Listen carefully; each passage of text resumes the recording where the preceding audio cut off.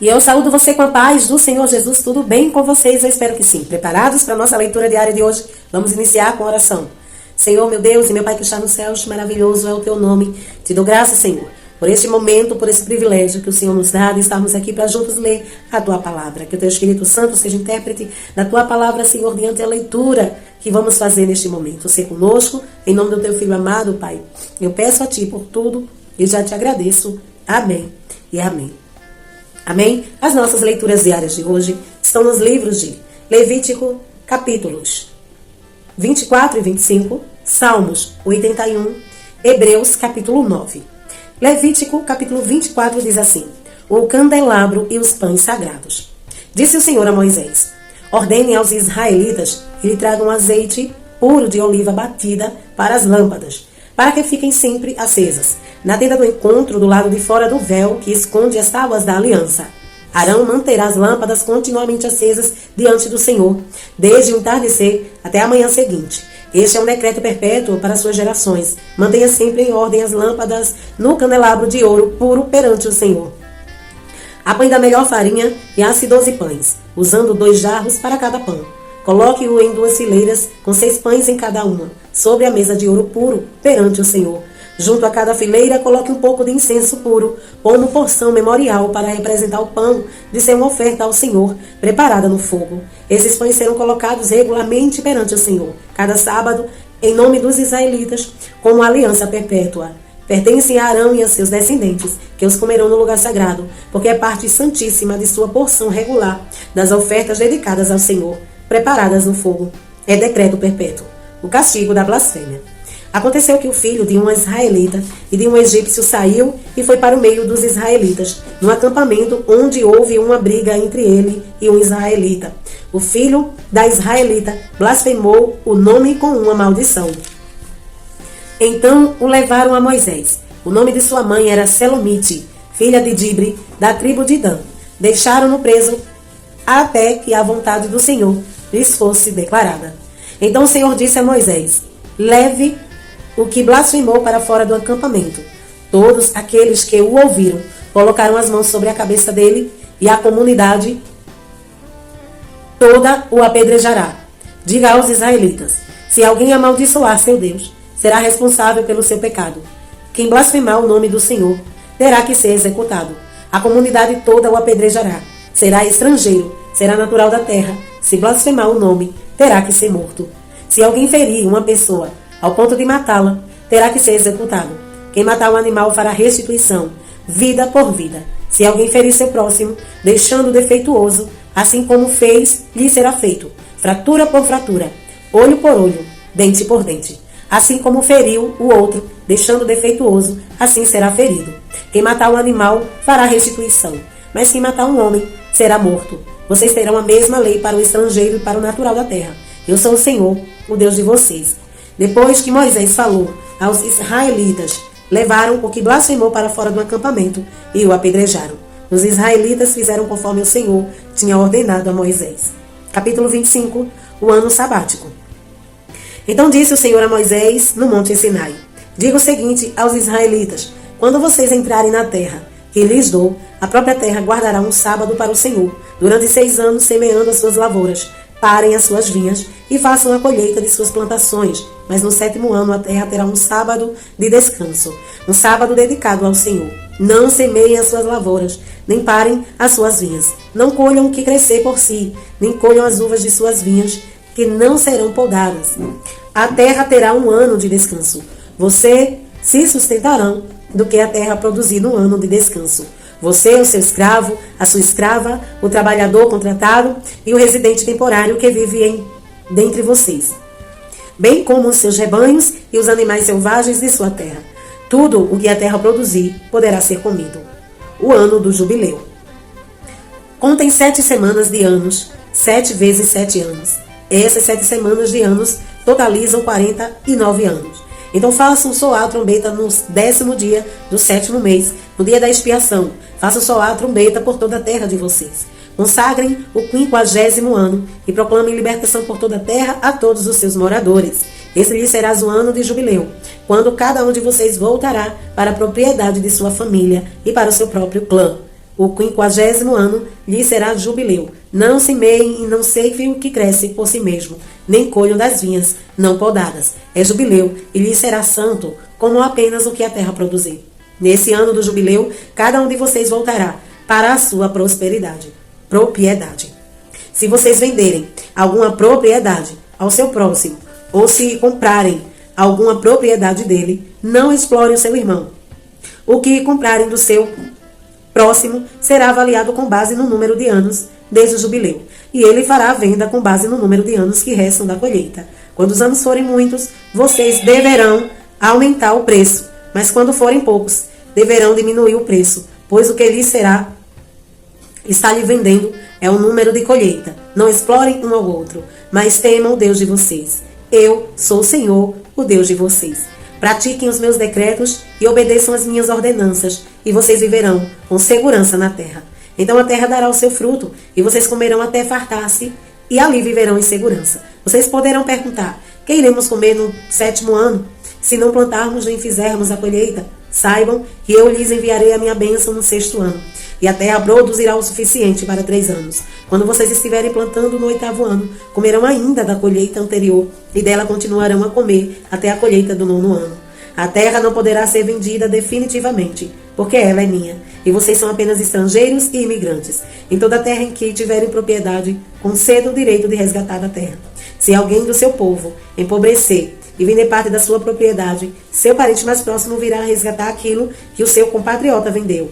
Se, contudo, um homem não tiver quem lhe resgate a terra, mas ele mesmo prosperar e adquirir recursos para resgatá-la, calculará os anos desde que a vendeu e devolverá a diferença àquele a quem vendeu. Então, poderá voltar para a sua propriedade. Mas se não adquirir recursos para devolver-lhe o valor, a propriedade que vendeu permanecerá em posse do comprador até o ano do jubileu. Será devolvido no jubileu, e ele então poderá voltar para a sua propriedade.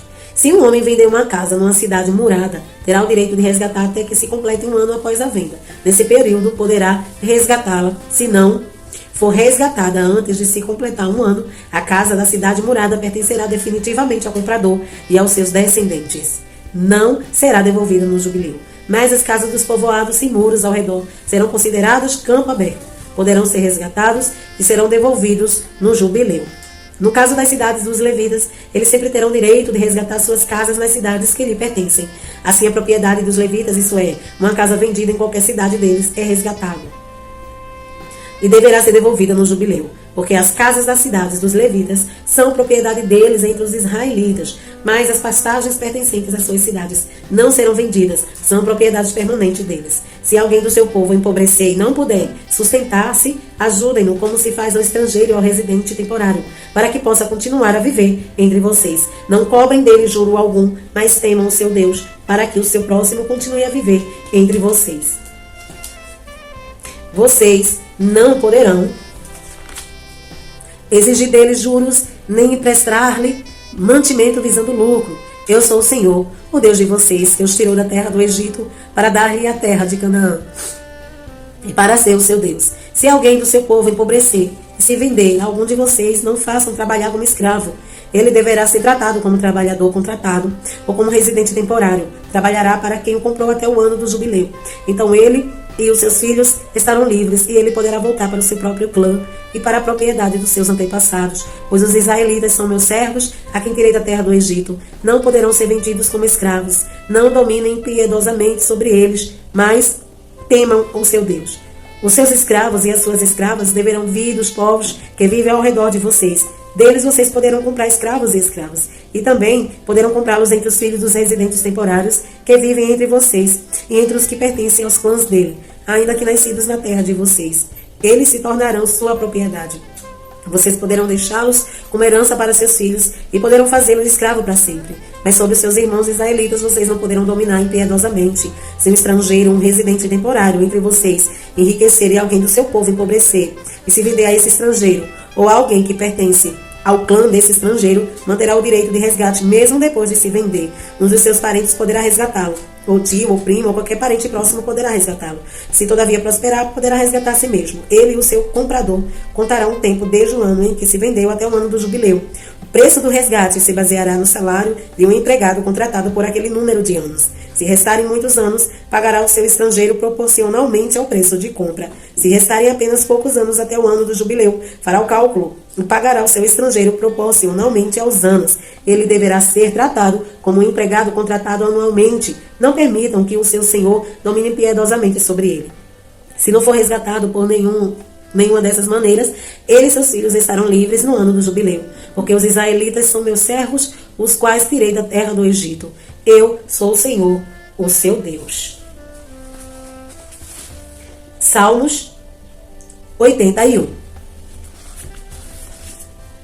Para o mestre de música, de acordo com a melodia, os lagares da família de Asaf. Cantem de alegria a Deus, nossa força. Aclamem o Deus de Jacó. Comecem o louvor, façam ressoar o tamborim, toquem a lira e a harpa melodiosa, toquem a trombeta na lua nova e no ano de lua cheia de dia da nossa festa. Porque esse é um decreto para Israel, uma ordenança do Deus de Jacó, e ele estabeleceu como estatuto para José, quando atacou o Egito. Ali ouvimos uma língua que não conhecíamos. Ele diz: tirei o peso dos meus ombros, suas mãos ficaram livres dos seixos de cardos. Na sua aflição, vocês clamaram e eu os livrei. Do esconderijo dos trovões lhe respondi. Eu os pus à prova nas águas de Meribá. Ouça, meu povo, as minhas advertências. Então somente você me escutar, ó Israel. Não tenha Deus estrangeiro no seu meio. Não se incline perante nenhum Deus estranho. Eu sou o Senhor, o seu Deus, que tirei da terra do Egito. Abra sua boca e eu o alimentarei. Mas o meu povo não quis ouvir-me. Israel não quis obedecer-me. Por isso entreguei o seu coração obstinado para seguir os seus próprios planos. Se o meu povo apenas me ouvisse, se Israel seguisse os meus caminhos, com rapidez eu subjugaria os meus inimigos e voltaria minha mão contra os meus adversários. Os que odeiam o Senhor se renderiam diante dele e receberiam um castigo perpétuo. Mas eu sustentarei Israel com o melhor trigo e com o mel da rocha eu o satisfaria. Hebreus capítulo 9. A adoração no tabernáculo terreno. Ora, a primeira aliança tinha regras para adoração e também um santuário terreno. Foi levantado um tabernáculo na parte da frente, chamada Lugar Santo.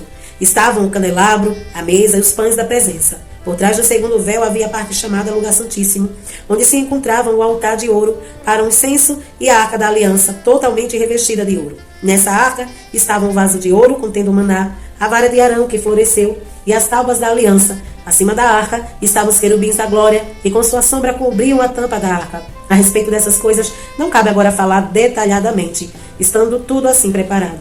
Os sacerdotes entravam regularmente no lugar santo do tabernáculo para exercer o seu ministério. No entanto, somente o sumo sacerdote entrava no lugar santíssimo apenas uma vez por ano e nunca sem apresentar o sangue do sacrifício que ele oferecia por si mesmo e pelos pecados que o povo havia cometido por ignorância.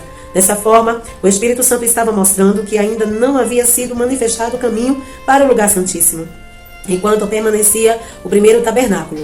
Isso é uma ilustração para os nossos dias, indicando que as ofertas e os sacrifícios oferecidos não podiam dar ao adorador uma consciência perfeitamente limpa. Eram apenas prescrições que tratavam de comida e bebida e de várias cerimônias de purificação com água. Essas ordenanças exteriores foram impostas até o tempo da nova ordem. O sangue de Cristo. Quando Cristo veio como sumo sacerdote, os benefícios agora presentes, ele adentrou o maior e mais perfeito tabernáculo, não feito pelo homem, isto é, não pertencente a essa criação.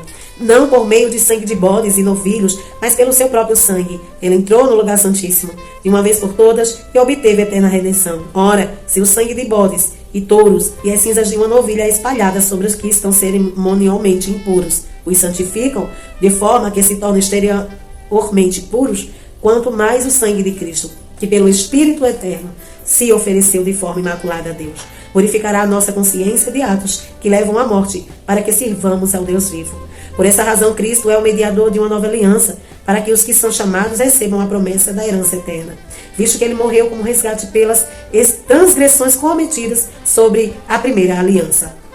No caso de um testamento, é necessário que se comprove a morte daquele que o fez, pois um testamento só é validado no caso de morte, uma vez que nunca vigora enquanto está vivo quem o fez. Por isso, nem a primeira aliança foi sancionada sem sangue. Quando Moisés terminou de proclamar todos os mandamentos da lei a todo o povo, levou sangue de novilhos e de bodes, e também água, lã vermelha e ramos de isopo. e aspergiu o próprio livro e todo o povo, dizendo: este é o sangue da aliança que Deus ordenou que vocês obedeçam. Da mesma forma, aspergiu com sangue o tabernáculo e todos os utensílios de suas cerimônias. De fato, segundo a lei, quase todas as coisas são purificadas com sangue, e sem derramamento de sangue não há perdão. Portanto, era necessário que as cópias das coisas que estão nos céus fossem purificadas com esses sacrifícios, mas as próprias coisas celestiais com sacrifícios superiores. Pois Cristo não entrou em santuário feito por mão de homens, uma simples representação do verdadeiro. Ele entrou nos céus para agora se apresentar diante de Deus em nosso favor. Não, porém, se oferecer repetidas vezes a semelhança do sumo sacerdote que entra no lugar santíssimo. Todos os anos com sangue alheio. Se assim fosse, Cristo precisaria sofrer muitas vezes, desde o começo do mundo. Mas agora ele apareceu uma vez por todas no fim do tempo, para aniquilar o pecado mediante o sacrifício de si mesmo. Da mesma forma, como um homem está destinado a morrer uma só vez e depois disso enfrentar o juízo, assim também Cristo foi oferecido em sacrifício uma única vez, para tirar os pecados de muitos, e aparecerá a segunda vez, não para tirar o pecado, mas para trazer salvação aos que ainda o aguardam. Amém? Essas foram as nossas leituras diárias de hoje. E amanhã estaremos aqui, se Jesus não vir. Que Deus em Cristo te abençoe hoje e sempre.